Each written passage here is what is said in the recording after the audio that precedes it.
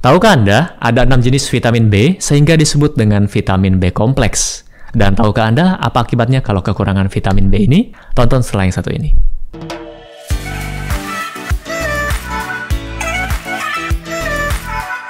Halo Sobat Sehat, jumpa lagi dengan saya Dr. Sung. Pada video kali ini saya akan membahas vitamin B. Jadi vitamin B ini merupakan sekelompok vitamin yang larut dalam air. Jadi dikatakan sekelompok berarti bukan cuma ada satu jenis vitamin B.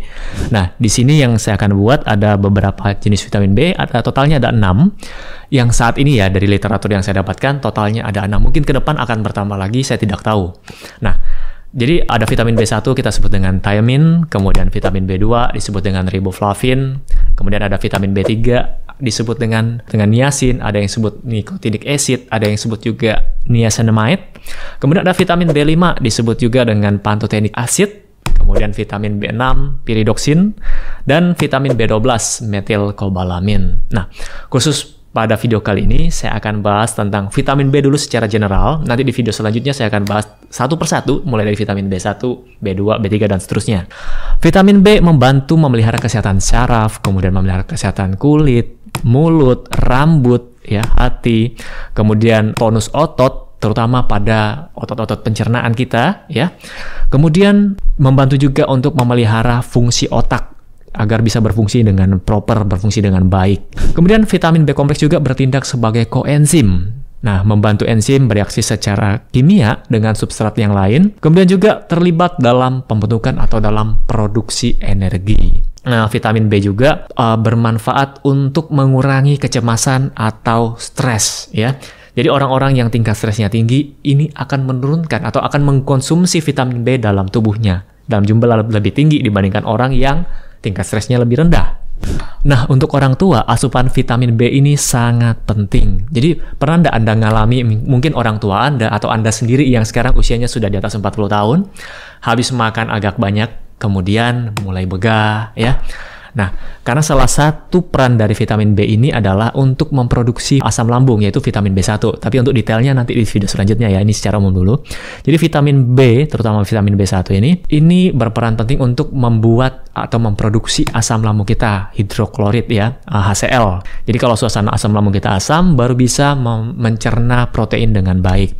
So, jadi ini sangat penting untuk menjaga intake atau konsumsi harian vitamin B Anda harus cukup, terutama pada orang-orang yang sudah lanjut usia. Kemudian kekurangan vitamin B yang saya bahas ini adalah secara umum dulu. Ini telah dikaitkan dengan sejumlah masalah kesuburan. Jadi termasuk kelainan janin seperti neural tube defect, ya, atau kita sebut bahasa Indonesianya adalah cacat tabung syaraf. Kemudian kematian neonatus atau perinatal.